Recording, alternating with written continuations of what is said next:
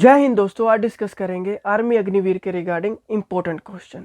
ये previous year based question रहने वाले हैं और बहुत इंपॉर्टेंट क्वेश्चन है दोस्तों। मैं ऐसी आशा रखता हूं कि जो आपकी प्रिपरेशन है बहुत अच्छी चल रही होगी। आप सकारात्मक सोच के साथ पढ़ रहे होंगे और नकारात्मक ऊर्जा को पीछे की ओर धकेल रहे होंगे। तो जो पॉजिटिविटी है वो आपके अंदर जरूर होनी चाहिए, जिससे आपका जो मोराल है, एक जुनून है, वो पैदा होता है। जो मोराल है वो बड़ा हाई रहता है। तो इम्पॉर्टेंट हो जाता है कि आपके अंदर पॉजिटिविटी होनी चाहिए और वर्तमान के बारे में आप सोच रहे होंगे, ठीक है। फ्यूचर और पास्ट के बारे में आपको सोचने की ज़रूरत नहीं है। क्या होगा, क्या हुआ था, ये नहीं सोचना है। सिर्फ प्रेजेंट के बारे में सोचना है और आगे बढ़ते जाना है। चलो शुरू करते हैं। ये पेपर है जो आपके साथ डिस्कस करने वाले हैं, बड़ा इंपॉर्टेंट पेपर है। चलो शुरू करते हैं। पहला प्रश्न है, देखिए मराठा लाइट इन्फेंट्री में भी आया हुआ है और साउथ बेंगलोर जीडी के पेपर में भी आया हुआ है। दोनों सेंटर के पेपर में ये पूछे गए हैं। देखिए, the largest producer of black paper in India is, Bharat में काली मिर्च का सबसे बड़ा उत्पादक है तमिलनाडु, आंध्र प्रदेश, केरल या कर्नाटक। देखिए हमारे पास लिमिटेड टाइम है तो आप सोच भी सकते हैं वीडियो को पॉज करके। इसका जो आंसर होगा वो होगा कर्नाटक, डी इसका आंसर होगा। देखिए बात करें, जो काली मिर्च की ब्लैक पेपर के नाम से जाना जाता है। देखिए इसको, ये जो बीज है या इसके दाने हैं उसको पेपर कॉर्न के रूप में भी जाना जाता है। पेपर कॉर्न के रूप में भी जाना जाता है। देखिए काली मिर्च की खेती सबसे पहले भारत में केरल से शुरुआत हुई थी। कहाँ थे? भारत के मालाबार तट से।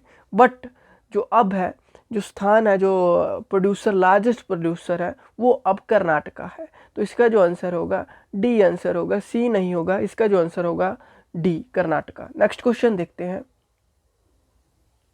देखिए प्रदीप कुमार बनर्जी किस खेल से जुड़े हैं? Pradeep Kumar Banerjee is associated with which sport? Football, table tennis, baseball या हॉकी? देखिए ये प्रदीप कुमार बनर्जी पेशेवर फुटबॉलर थे। इन्हें अर्जुन पुरस्कार से नवाजा गया है। देखिए 1990 में इन्हें पद्मश्री पुरस्कार से भी सम्मानित किया गया है। तो इनका जो जन्म हुआ था 23 जून 1936 को हुआ था वेस्ट बंगाल में, और 20 मार्च 2020 को इनकी निधन हुआ था। तो इम्पोर्टेंट क्वेश्चन है, प्रदीप कुमार बनर्जी किससे संबंधित है? फुटबॉल से।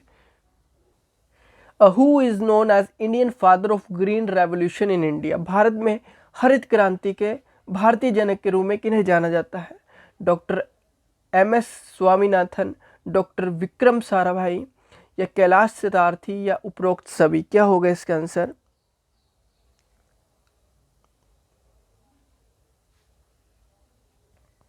दोस्तों इसका आंसर होगा डॉक्टर MS स्वामीनाथन। देखिए हरित क्रांति की शुरुआत हो चुकी थी 1950 से लेकर 1970 के दशक के बीच में। हरित क्रांति की शुरुआत हो चुकी थी।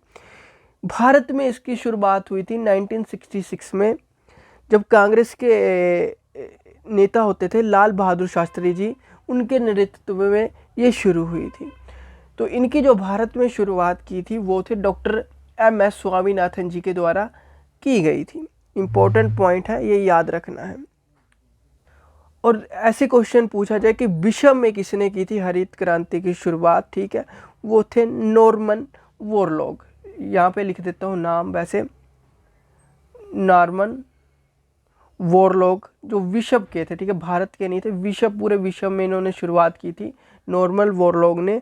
इन्हें विश्व के हरित क्रांति के जनक कहा जाता है। 1970 में इन्हें नोबेल पुरस्कार से भी सम्मानित किया जा चुका है। नेक्स्ट क्वेश्चन देखते हैं। देखिए फ्रांस के पहले सम्राट डैश थे? The first emperor of France was, बताइए, मेंटल, लुई, नेपोलियन या शार्लेमेन? इसका जो आंसर होगा वो है नेपोलियन, सी इसका आंसर होगा। देखिए नेपोलियन जो थे, इन्होंने फ्रांस के पहले सम्राट थे जिन्होंने 1804 से लेके 1815 तक वहाँ पे शासन किया था। इम्पोर्टेंट क्वेश्चन है। नेक्स्ट क्वेश्चन देखते हैं। What is the full form of LOC? LOC की फुल फॉर्म क्या है? देखिए ये तो इम्पोर्टेंट क्वेश्चन है और बेसिक सा क्वेश्चन है। लाइन ऑफ कंट्रोल, इसका आंसर होगा ए होगा, जो भारत और पाकिस्तान के बीच में है। लगभग अप्रोक्सीमेटली 740 किलोमीटर लंबी ये सीमा रेखा है। कब एस्टैब्लिश्ड हुई थी ये रेखा? 2 जुलाई 1972 को हुई थी ये एस्टैब्लिश्ड। शुरुआत हो चुकी थी इसकी एस्टैब्लिश्ड शिमला संधि के तहत। और LAC जो होता है, लाइन ऑफ एक्चुअल कंट्रोल होता है, जो लाइन ऑफ एक्चुअल कंट्रोल है ये इंडिया और चाइना के बीच में है। लगभग ये 4057 किलोमीटर तक है, ठीक है। अप्रोक्सीमेटली कहीं पे कम भी बताया गया है, तो इतनी है लगभग। नेक्स्ट क्वेश्चन देखते हैं। तो इसका जो बेसिक आंसर होगा वो ए होगा, line of control. Wings of fire पुस्तक के लेखक कौन थे? डॉक्टर APJ अब्दुल कलाम या अरुंधति राय, जवाहरलाल नेहरू या मुल्क राज आनंद? देखिए सभी के द्वारा कोई ना कोई पुस्तक लिखी गई है, ठीक है।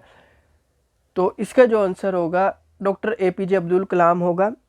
1999 में ये प्रकाशित हुई थी। इम्पोर्टेंट क्वेश्चन है। देखिए वैसे तो बहुत सारे के द्वारा, इनके द्वारा भी, अरुंधति रॉय के द्वारा भी बहुत सारी पुस्तकें लिखी गई हैं, जैसे God of small things, ministry of utmost happiness, the cost of living, वो अरुंधति जी के द्वारा लिखी गई है। जवाहरलाल नेहरू के द्वारा तो बहुत सारी लिखी गई हैं, तो इस जैसे मैं कुछ बता देता हूँ, जैसे discovery of India, the struggle for civil liberties, letter for a nation, बहुत सारी बुक्स थी। मुल्क राज के द्वारा भी नोवेल्स लिखे गए हैं, जैसे द विलेज 1939 में ये बुक आई थी, नोबल आया था, ठीक है। अगला था जैसे across the black waters, untouchable, morning face, ये मुल्क राज आनंद के द्वारा लिखी गई थी। इम्पोर्टेंट नहीं है, जो इम्पोर्टेंट है जो क्वेश्चन बता दिए, ए इसका आंसर होगा। नेक्स्ट क्वेश्चन देखते हैं।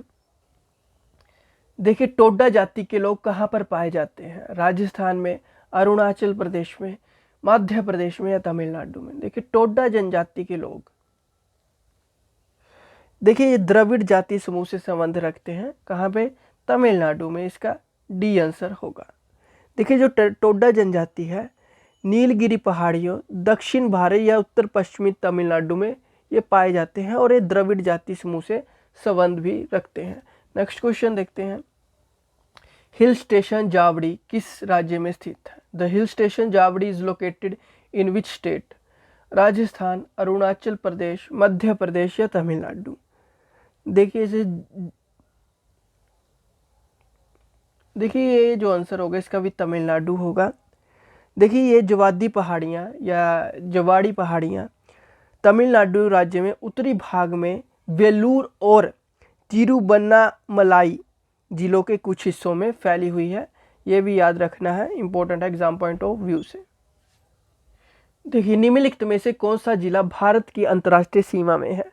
विच of the flowing district is on the international border of India? Sirsa, फुरवा, करीमगंज या अनंतनाग? बताइए क्या होगा इसका आंसर। देखिए इसका जो आंसर होगा सी होगा, कारीमंगज। देखिए कारीमंगज की बात करूं तो ये असम राज्य में पड़ता है, ठीक है। वहाँ का एक शहर भी है और एक जिला भी है। कारीमंगज असम राज्य का ये जो जिला है 1983 में बना था, असम राज्य का जिला। ये शहर भारत बांग्लादेश सीमा पर स्थित है। यहाँ पर कुशियारा नदी बहती है। कौन सी नदी भी बहती है यहाँ पे? कुशियारा नदी बहती है। इम्पोर्टेंट है, ये क्वेश्चन भी बन सकता है कुशियारा नदी के रिगार्डिंग, तो याद रख लेना है। भारत बांग्लादेश की सीमा पर यह नदी बहती है, कुशियारा नदी। With which region are the Dilwara temple associated? Dilwara मंदिर किस धर्म से संबंधित है? हिंदू धर्म और जैन धर्म दोनों, बौद्ध धर्म या जैन धर्म? देखिए जो दिलवाड़ा मंदिर है ये राजस्थान के सिरोही जिले में माउंट आबू नगर में स्थित है। कहाँ पे? सिरोही जिले में, जो राजस्थान में पड़ता है, माउंट आबू नगर में स्थित है। बेशक ये कौन से धर्म से संबंधित है? जैन धर्म से संबंधित है। डी इसका आंसर होगा। ये जो मंदिर है ये 5 मंदिरों का समूह है। ये जो मंदिर है इसका जो कब निर्माण हुआ था? 11वीं और 13वीं शताब्दी में इसका निर्माण हुआ था। मतलब इसके बीच में ही 11वीं और 13वीं शताब्दी के बीच में ही इसका निर्माण हुआ था। ये शानदार मंदिर जैन धर्म के तीर्थकरों को समर्पित है। इंपॉर्टेंट है एग्जाम पॉइंट ऑफ व्यू से। नेक्स्ट क्वेश्चन देखते हैं। The soil erosion is caused due to, मृदा अपरदन डैश के कारण होता है। देखिए मृदा अपरदन के कई के कारण हो सकते हैं, जैसे जंगलों की कटाई होती है, बाढ़ आती है, आंधी आती है, उसके कारण भी हो सकता है, वनों में आग लग जाती है, ठीक है, कृषि करने के वैज्ञानिक तरीके इत्यादि, ये सभी मृदा अपरदन के कारण है। तो यहाँ पे बताइए जो ऑप्शन दिए इनमें क्या क्या हो सकता है। पेड़ों की कटाई के कारण, जानवरों द्वारा अत्यधिक मात्रा में चरने के कारण, तीव्र गति से होता शहरीकरण, या ऑल ऑफ अबव। देखिए कुछ पॉइंट मैंने बता दिए, कुछ आपके मन में भी आ रहे होंगे, ये सभी सही है। ऑल ऑफ दीज इसका आंसर होगा, डी इसका आंसर होगा। नेक्स्ट क्वेश्चन देखते हैं। भारत के चारों कोनों में 4 मठों की स्थापना किसने की थी? देखिए मठों के नाम भी बता देता हूँ, जैसे श्रृंगेरी मठ, गोवर्धन मठ, शारदा मठ, ज्योतिर्मठ। बताइए किसने की थी?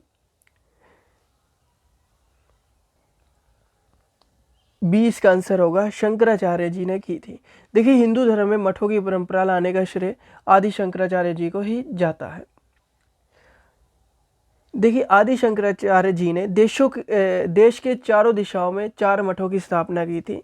पहला है जैसे श्रृंगेरी मठ, जो भारत के दक्षिण में रामेश्वर में स्थित है, तमिलनाडु में स्थित है, किसी जगह पर कर्नाटका में स्थित है।